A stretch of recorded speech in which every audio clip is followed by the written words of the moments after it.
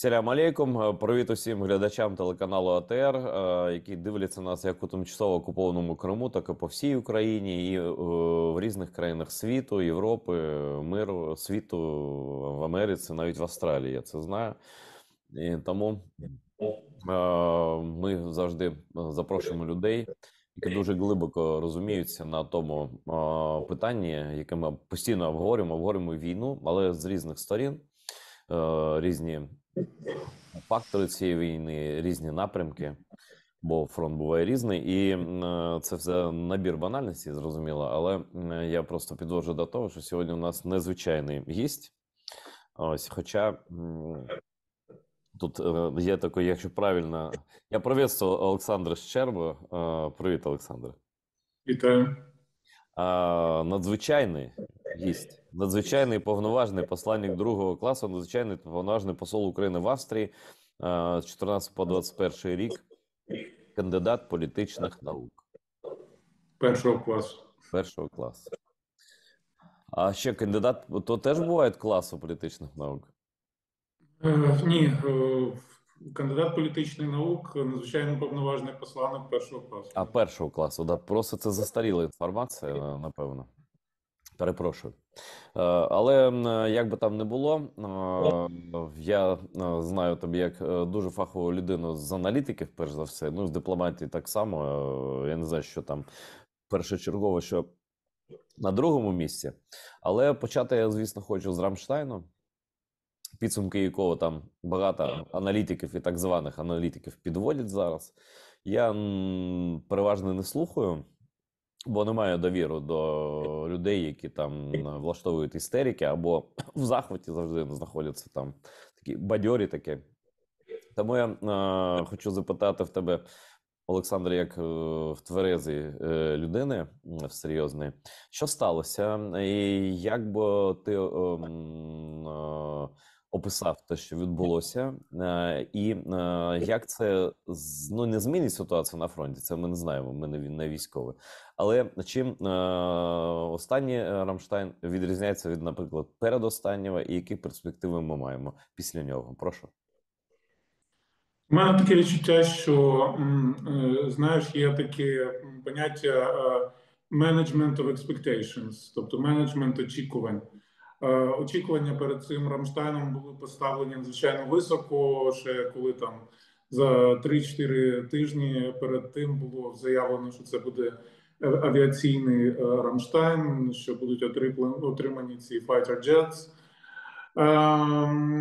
І потім сталося, як я розумію, в такий наїзд психологічний Путіна на Захід. Я не хочу вживати слово колективний Захід, виявляється, що воно погано сприймається деякими людьми на Заході. І раптом, принаймні, оці голоси про авіаційний Рамштайн, про те, що зараз відкриються нові хлябі небесні в позитивному сенсі, якось вони трошки притихли. Мені здається, що Путін чергово застосував, він вважає, що він знає чарівне слово, яке перетворює його на удава, а Захід на кролика. І це слово – це ескалація. Він черговий раз задіяв це слово, і черговий раз таке враження, що дехто на Заході вирішив принаймні зараз трошки не так гучно надавати Україні допомогу, але ми ж знаємо, що в принципі не всі результати оголошуються, і не все, що оголошується на певний час, відбувається саме в той час, часто воно відбувається раніше. Тому в мене таке відчуття, що просто зміна риторики відбулася, але не зміна рішень, які були озвучені, коли ми дізнались про цей Рамштайн. Тому я думаю, все буде добре.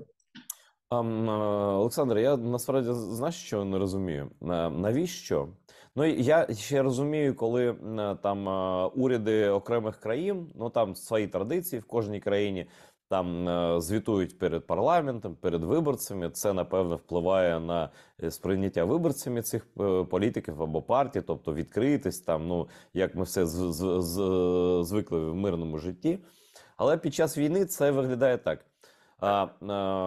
Неповажний пан Путін. Ми вам доповідаємо. Ми відправляємо в Україну 17 танків. Значить, і таке враження, що він сидить такий, рахує, там, знаєш, такі колгоспні ці щоти, і він такий, да, ось так. От. Тобто, навіщо це постійним фоном іде поштучно просто, да, поштучний звіт від держав. Хто, ну, принаймні в рамках Рамштайну, це можна було б якось там узагальнити, там, сказати, декілька сотень, там, да?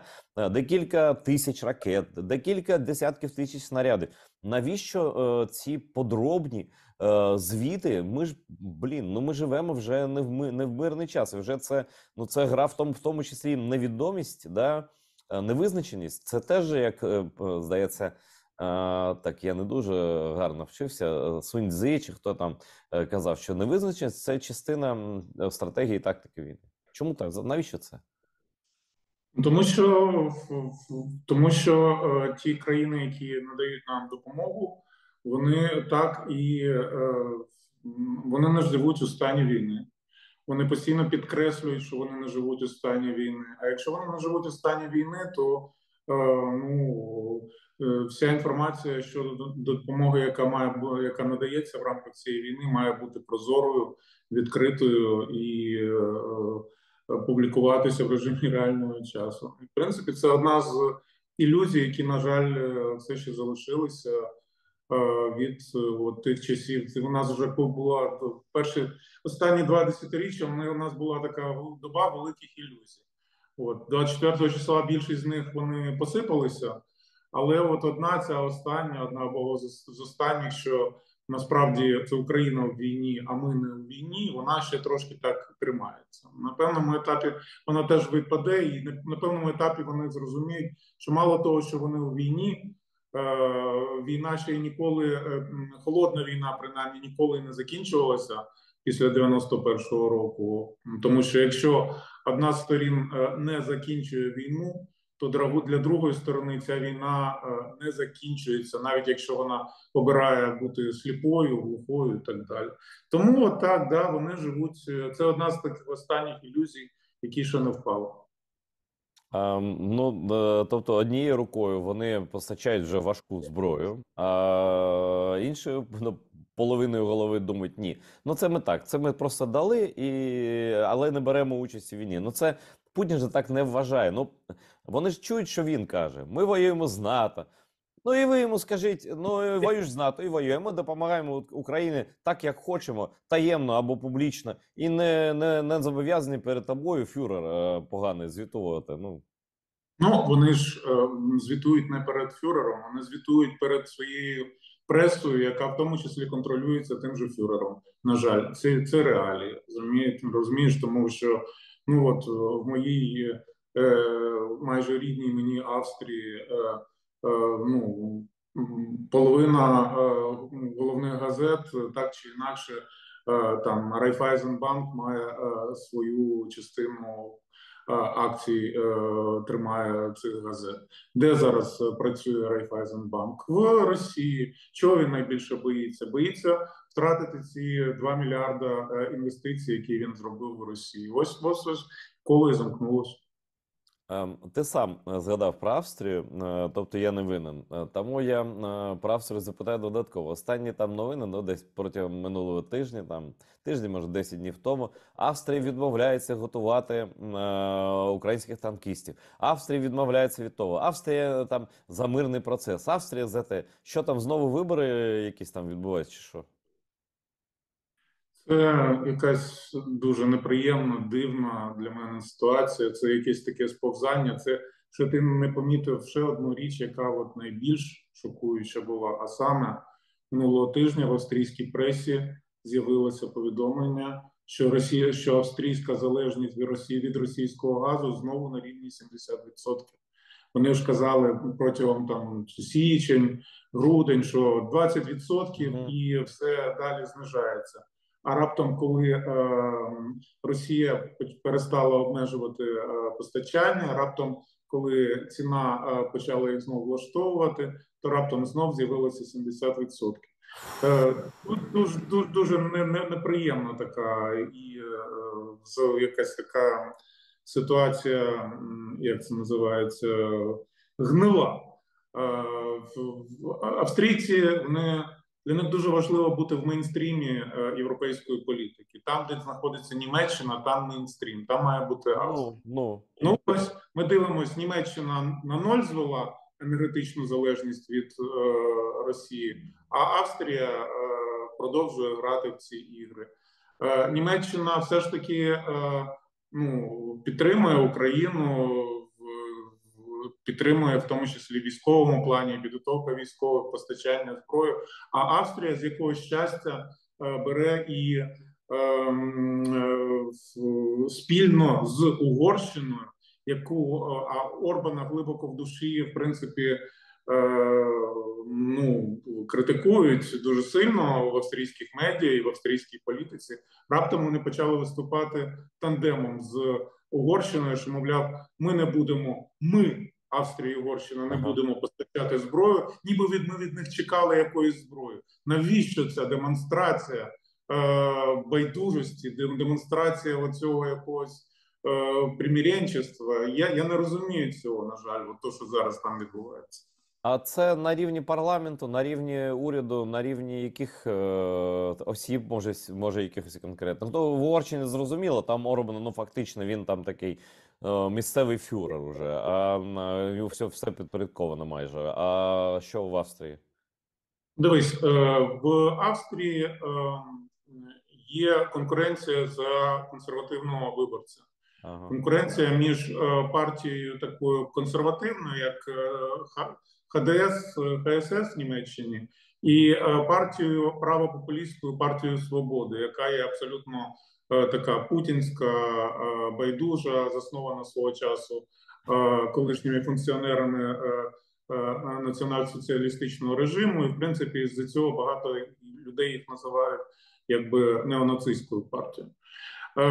Ось в 19-му році там трапився величезний скандал, і виборці правопопулістські перетекли до вільної австрійської, як це воно називається, ФВП, Австрійської народної партії, тобто до австрійського аналогу ХДС. А зараз відтік пішов знов туди, знов до правих популістів. І очевидно, що ця нинішня коаліція намагається якось зупинити цей відтік, в тому числі і за рахунок такої цієї підкресленої лінії на нейтралітет. Це таке моє пояснення, але в принципі це погано тхне. Ну, знаєш, тут ще що погано. Вони дійсно за великим рахунком вони не впливають. Вони просто ганебно поводяться, вони ганблять самі себе, свої народи і свої країни. Тобто впливу від них там, або щось ми там чекали від них.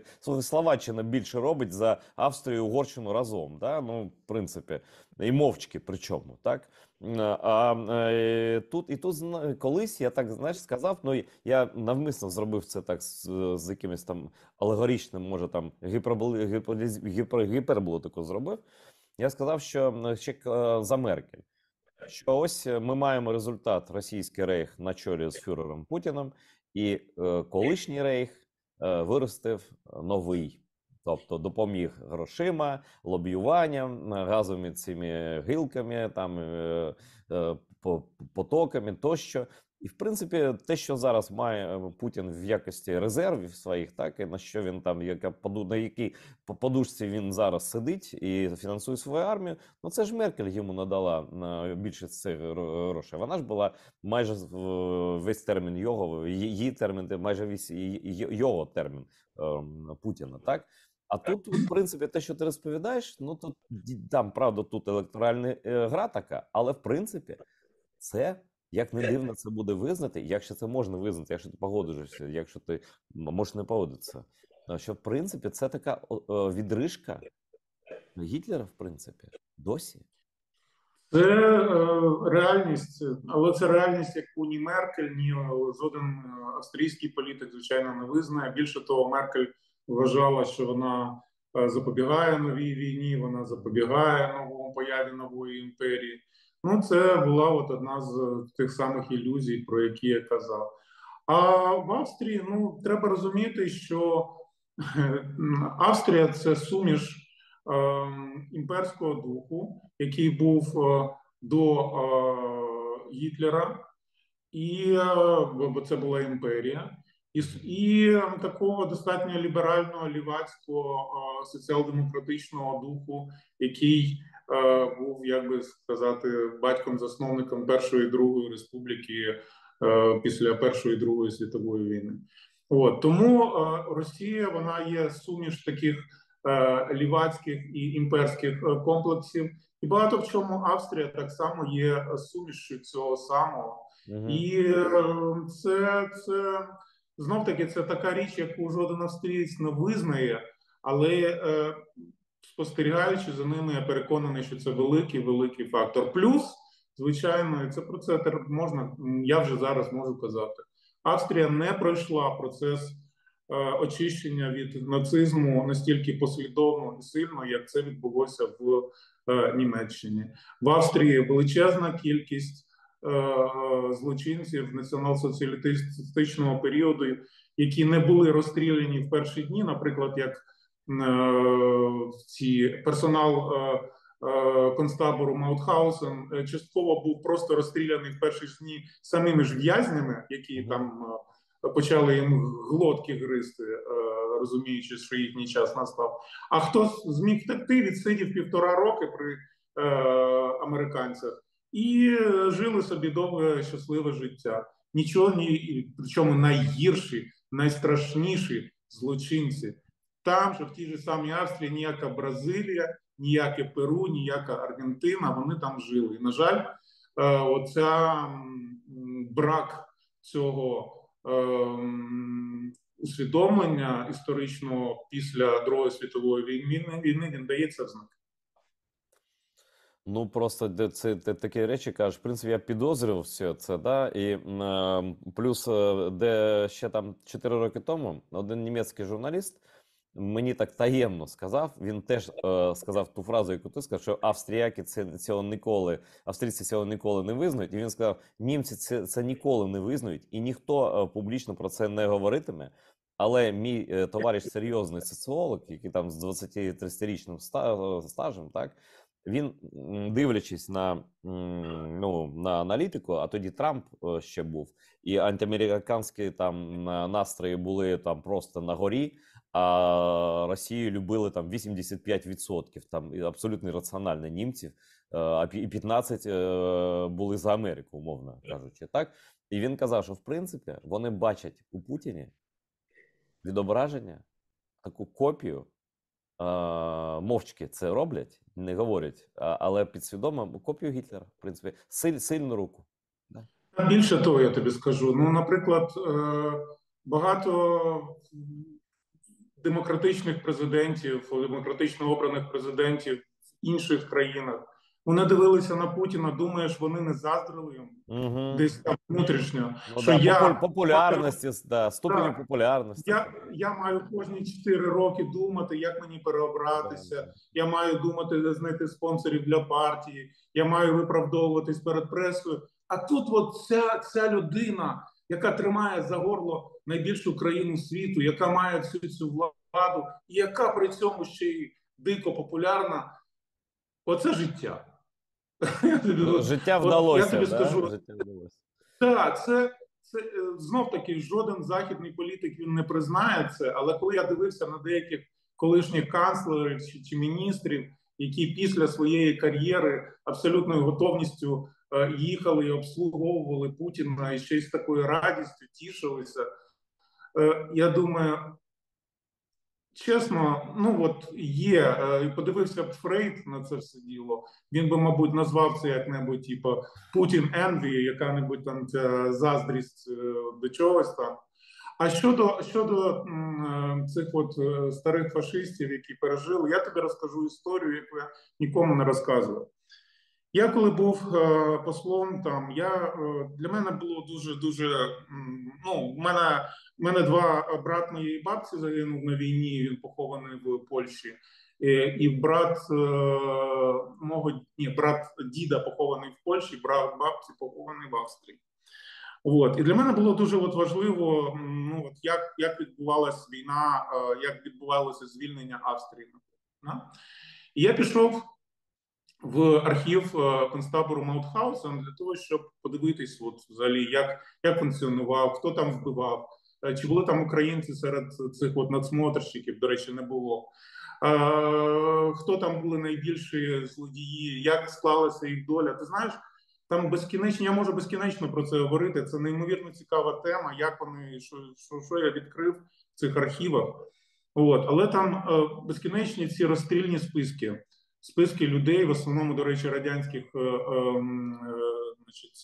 військовополонених, які загинули. І майже під кожним одне й те саме прізвище – Мартін Рот, директор цього крематорію концтабору Маутхаузен. І я почав гуглити, що ж трапилося з цим Мартіном Ротом після війни. Виявилося, 1,5 роки людина відсиділа при американцях, вийшла, прожила довге, щасливе життя з онуками в містечку прекрасному, красивому, яке називається як? Маутхаузен. Я навіть міг собі уявити, що він ходив на ці щорічні церемонії шанування пам'яті жертв, щоб просто подивитися, поцікавитися. До 2003 року він жив. Ти знаєш, мене це так різануло. Я, на жаль, це не поодинокий випадок. Слухай, а як це було можливо, враховуючи там, я не знаю, цей фонд Візенталя Симона, так, Ізраїль, який переслідував в Аргентині, в Перу, там, а тут просто в центрі Європи відкрито, просто в Маутхаузені.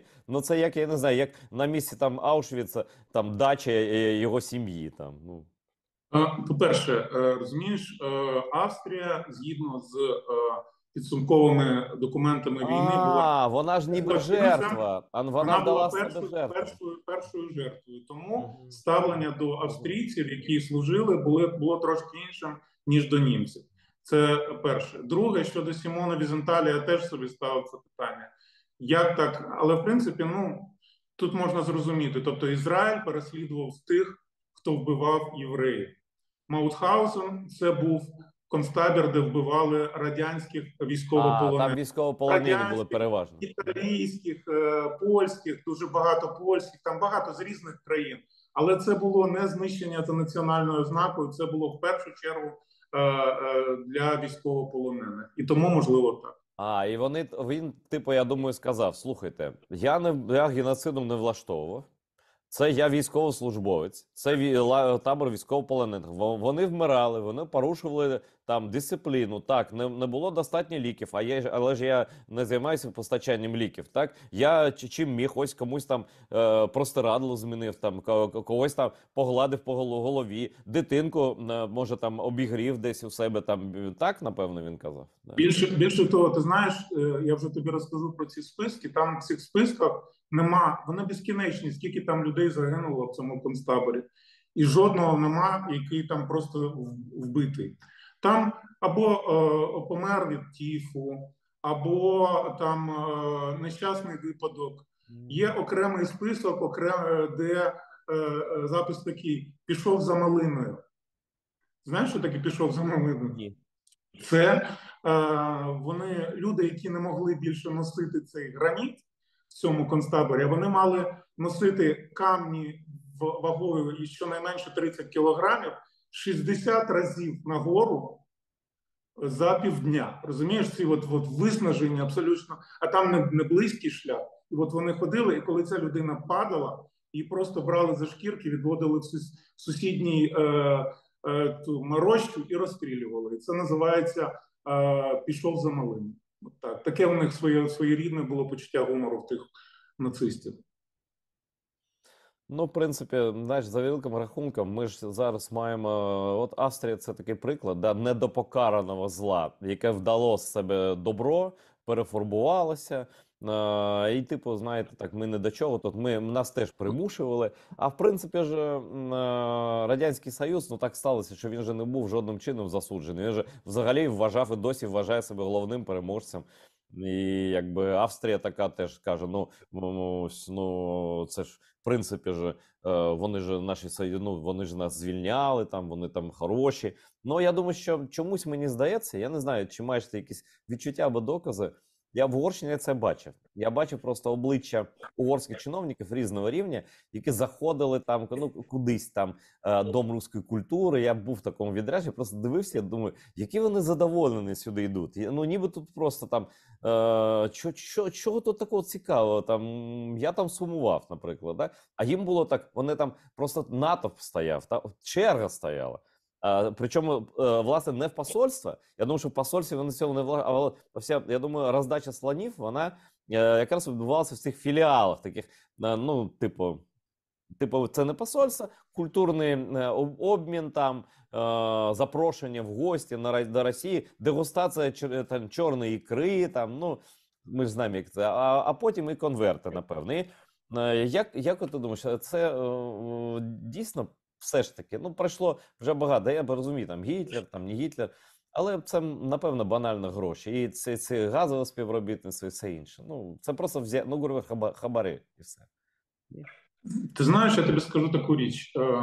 Ну, от в тій же Австрії до епохи оцих абсолютно космічних цін на нафту і газ, ну, в першу чергу на газ, нафта у них в основному з Казахстану, а от на газ, Росія не входила навіть в 10 топ-економічних партнерів Австрії. Угу. Але за впливом це був надзвичайно великий вплив. І ти знаєш, я для себе це сформулював так, що в Сполучених Штатах, в Німеччині, в сусідніх там країнах Європейського Союзу вони могли заробляти гроші для своїх компаній.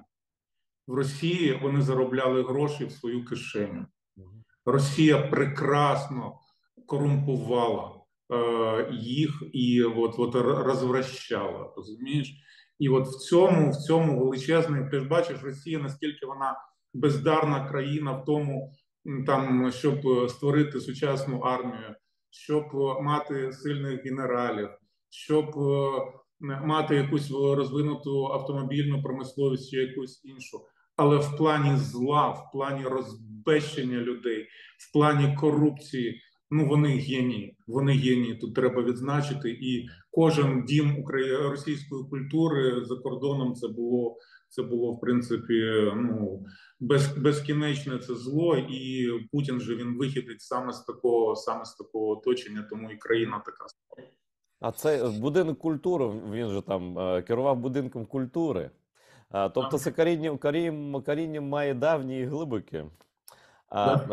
І, значить, хотів запитати про заяву Христа Грозєва, це засновник або один з засновників Bellingcat.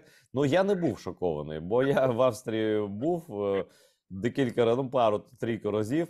Там просто, ну, австрійську мову ти почуєш, напевно, але не так часто з російською, так? І коли Христо Грозєв сказав, що я певен, і, значить, ну, як він сказав, в Австрії агентів, як він сказав, пам'ятаєш, ні? Ну, щось він сказав, що там російських агентів більше, ніж поліції і спецслужб австрійських, да? І це нібито виглядає як жарт, а я так подумав, що напевно і ні. А ось ти, коли там працював і зараз, ти відчував, ну, просто таку присутність їхню і, ну, присутність сумнівних людей, або хтось там, не знаю, ну, слідкував за вами, там, бачили там якесь там спостереження?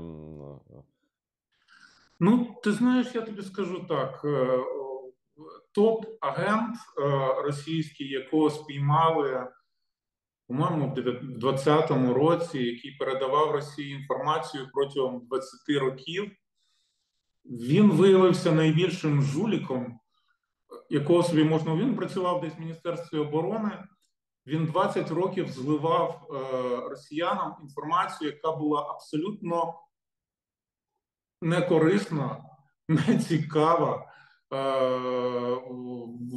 Буквально багато в чому просто це та інформація, яка була в відкритих джерелах, він її просто якось там систематизував, передавав.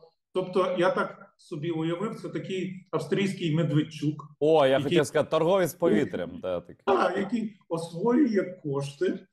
І я подумав собі, як багато от таких от цих Медведчуків, великих і маленьких, які просто тупо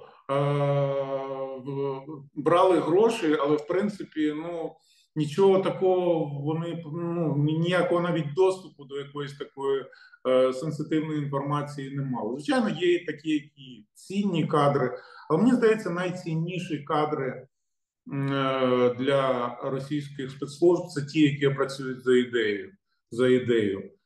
Я думаю, що такі, мабуть, теж є, на жаль. А в принципі, знаєш, я завжди, коли я про цю сітку російську по різних країнах, включно з Сполученими Штатами, да, з багатьох країнах, думаю, я завжди згадую, як вони. Я просто багато років прожив в Росії. Я не знаю, як це в Україні було, але в пізньому Савку там і завжди казали єврейський заговор, Вашингтонський обком, змова сіонських мудреців, Вашингтонський обком. Насправді це ж російська змова-то виходить. Це вони реалізували те, про що вони самі казали. Тобто вони кричали там тримайте крадія, а насправді вони ним і були. Так виявляється. Вони так бачать світ. Вони вважають, що в світі всі роблять три речі: обманюють, підкуплюють, залякують. Що на цьому тримається весь світ.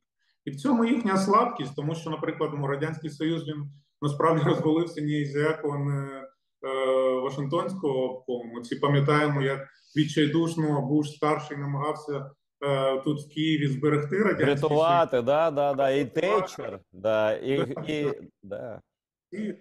Але от вони бачать так. Вони розумієш, от це я для себе сформулював так, що от тоталітаризм він вірить в погане в людині, а демократія при всіх своїх недоліках вона вірить в добре в людині.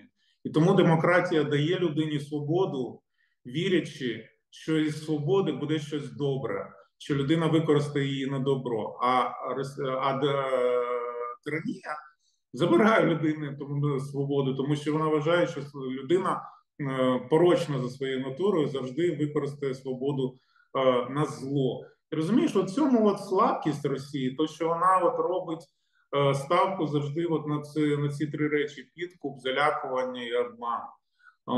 І це, до речі, її великий недолік порівняно, її слабкість порівняно з Радянським Союзом. Радянський Союз мав все ж таки таких людей, як Кім Філбі, який працював за ідеєю, в якого там ці очі горіли, коли, значить, все ж таки про комунізм говорив.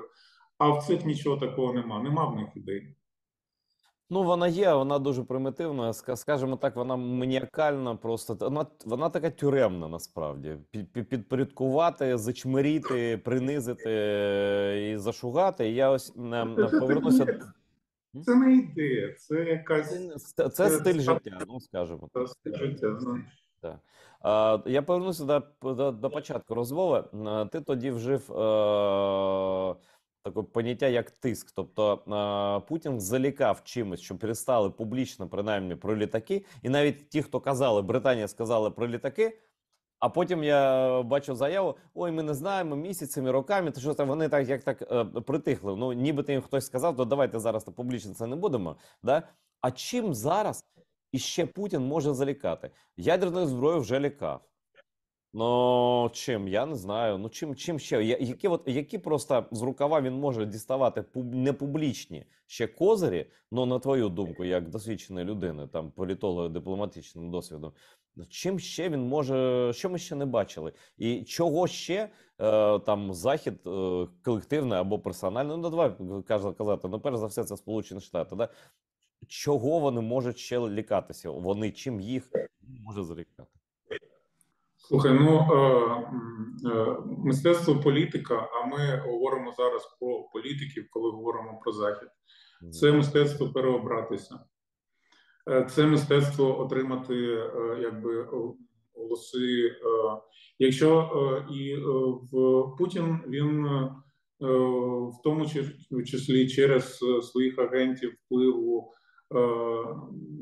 наразі в першу чергу в лівацьких колах, на жаль, навіть а не в правих.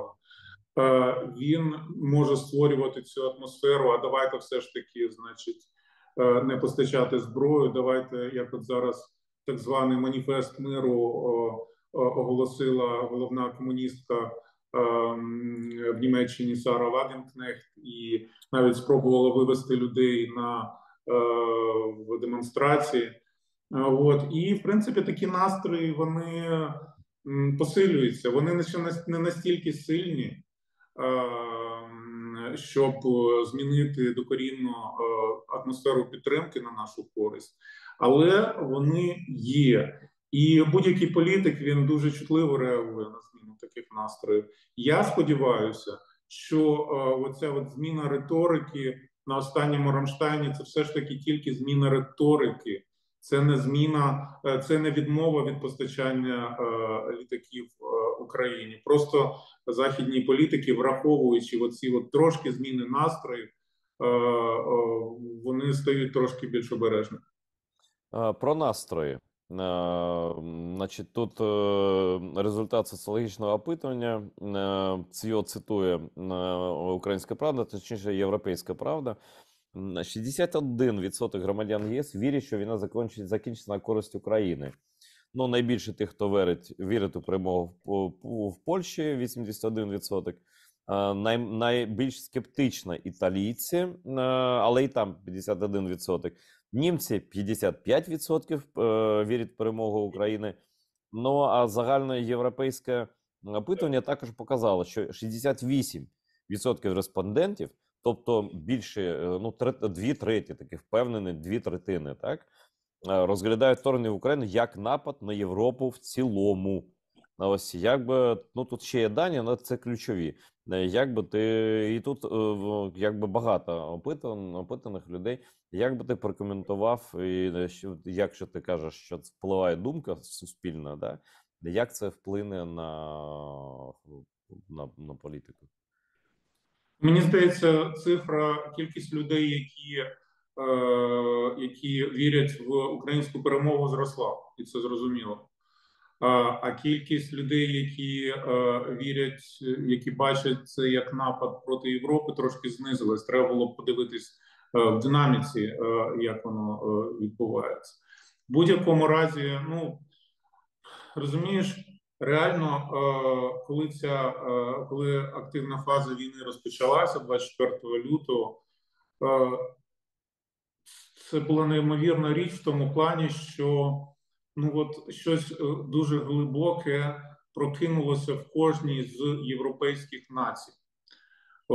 Англійці подивились на нас і побачили себе зразка 40-го року, коли весь світ уламував їх, та давайте домовляйтеся з тим Гітлером, нехай він там щось там від вас отримає, але принаймні не будуть бомбувати там і так далі, і так далі. Поляки подивилися на нас, ну і вони побачили, я не знаю, ти ж був, мабуть, на Михайлівській площі, там ці фотографії Варшава, Маріуполь, такі от фотографії, де з одного боку Варшава зруйнована, з іншого боку Маріуполь і Буча і так далі, і всі ці страшні, вони просто от візуально. Це те, про що вони... Ну і 39-й рік, я перепрошую, коли світ, ну, загалом кинув Польщу на самоті проти спочатку Гітлера, а потім Сталін. Він почекав, як завжди, і теж скористався. Якби. І саме тому, що світ побачив себе в цій нашій трагедії і побачив... Ну, мабуть, найкраще, що є в них, в тому, що ми почали пручатися, ми почали захищати себе.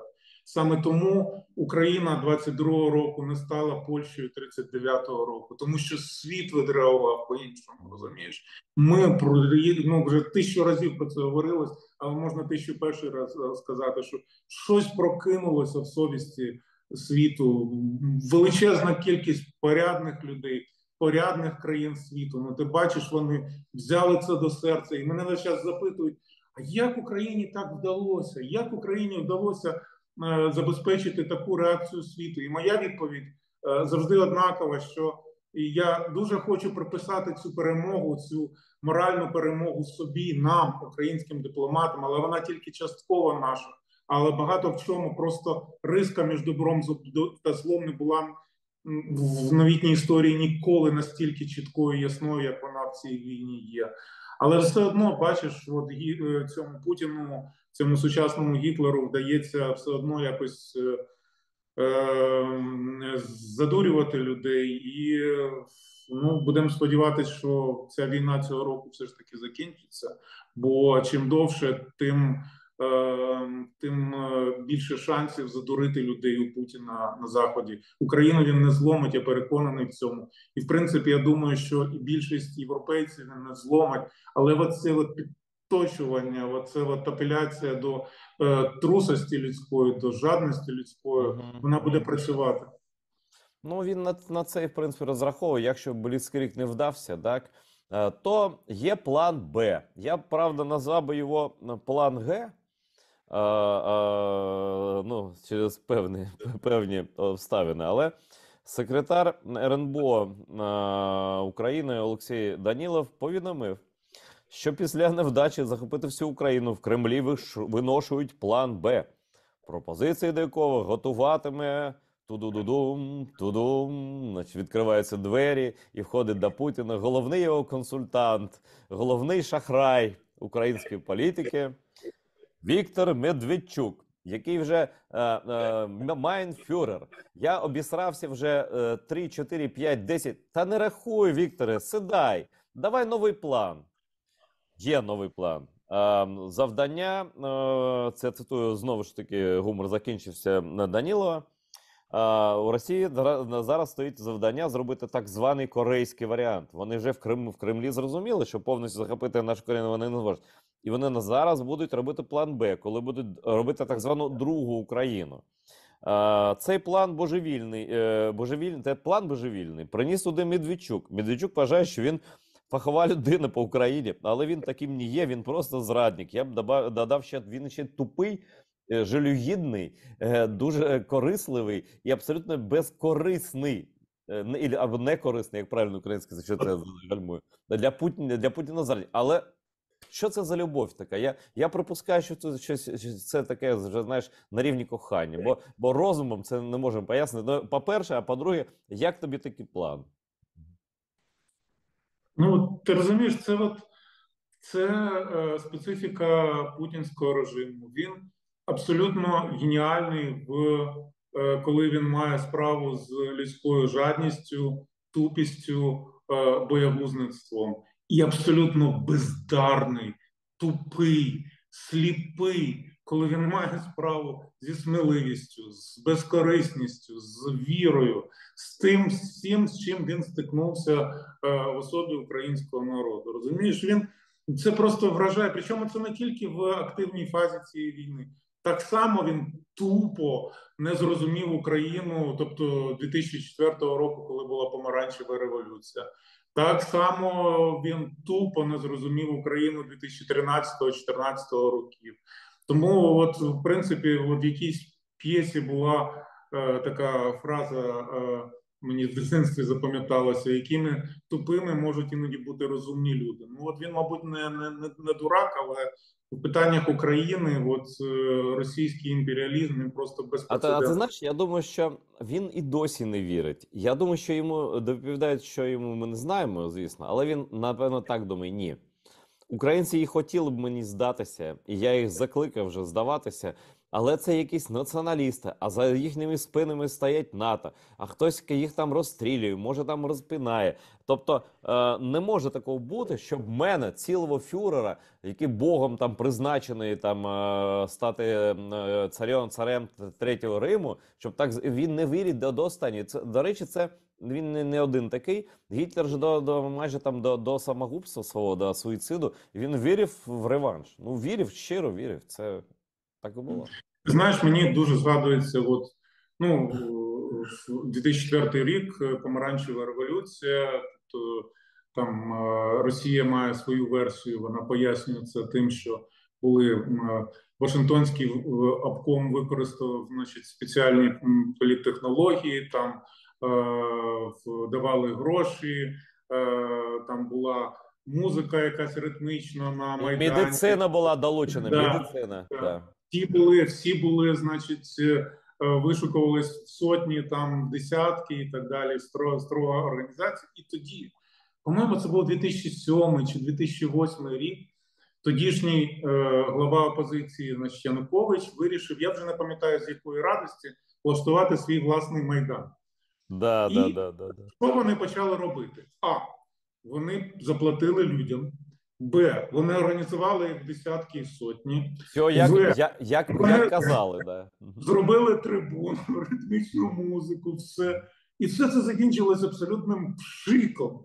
Тому що справа-то не в тому, але вони переконані, що все це справа в технологіях, в грошах, в підкупу, в обдурюванні. Але, бачиш, є... Не все купляється і не все обдурюється в світі. Не все. Але є ті інституції, які, напевно, і переконують, як наркотик, переконують Путіна в тому, що, в принципі, це якась помилка, збій системи, але, в принципі, все купляється. І однією з таких інституцій, крім ФІФА, є, Міжнародний олімпійський комітет. Там склад змінюється, але поведінка, я думаю, не дуже. Тобто оченята так вони, в принципі, бігають і хочуть, і страшно, і лячно, і хочеться. І пішли ці розмови, як допустити нещасних російських та білоруських спортсменів виступати без прапорів там на Олімпійських іграх у Парижі. Ну, в принципі, мерка Парижу вже сказала, що вона не хоче їх бачити, ніхто їх там, Америка сказала, багато країн вже сказали свою думку. Але що означають такі спроби, на твою думку? Чим це зрештою закінчиться? І чому? Тут питання-то просте. Ну, дійсно, справа ж не в паспорті. Річ не в тім, а річ у тому, що як би вони сказали, як би ми бачили хоча б одного російського спортсмена або білоруського, хоча б одного, який би встав і сказав: ось мій паспорт, так, я громадянин країни-агресора, терориста, але я проти. Я хочу виступати на Олімпіаді, я спортсмен справжній, я про Олімпіада – це про мир, а не про війну і не про геноцид. Я проти, я протестую проти агресії країни, і паспорт якої я, на жаль, маю. Дайте мені виступити. Хто б йому відмовив? Да ніхто б.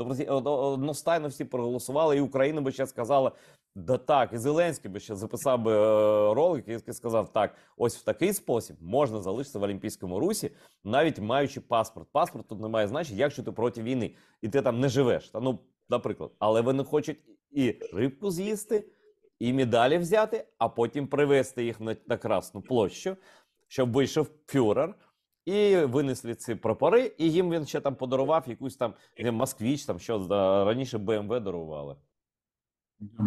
Ні, ну, чесно кажучи, МОК і ФІФА – це якийсь абсолютно запредельний цинізм. Бо, в принципі, ну, всім було очевидно, яку роль відіграла Олімпіада в Сочі в планах путінських в Україні.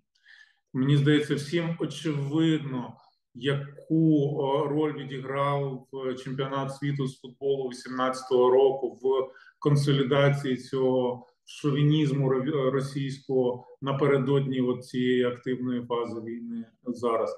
І тим не менше зараз глава МОК виходить знов з цією самою ініціативою. Це якась абсолютно захмарне лицемірство. Ну, я думаю, тут питання одне, Саша, я перепрошую, коротко переб'ю. Тут питання 10 або 100 мільйонів. От просто така віделочка є, я перепрошую. А ти знаєш, я тобі розкажу історію ігор в Сочі.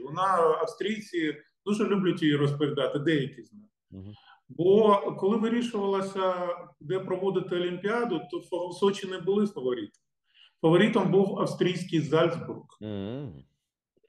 Поки в австрійський Зальцбург не приїхала велика, багата, з великими подарунками З соболями, да. да, з Росії. І тут трапилося диво. Раптом через певний час Зальцбург вирішив зняти свою кандидатуру. А ще в 2014, 2012, 2013, 2014 ще одне диво трапилося. Величезна кількість австрійських компаній отримали величезні щедрі контракти на підготовку до Олімпіади в Сочі. Це такий запредельний цинізм, це неймовірно. І знаєш, я тобі скажу, в принципі, якби справжні журналісти копнули, дуже багато людей в Зальцбургу запам'ятали цю історію, можуть розповісти дуже цікаві деталі, бо вони, або вони не отримали того, що хотіли, або в них просто осадок, то що називається. Ну, слухай, Путін, я ж просто знаю, як він будував об'єкти в Сочі. Він же всім казав своїм, напевно, австріякам так само. Я вам все дам. Скільки? 10, 20, 30 мільйонів? 40 дам.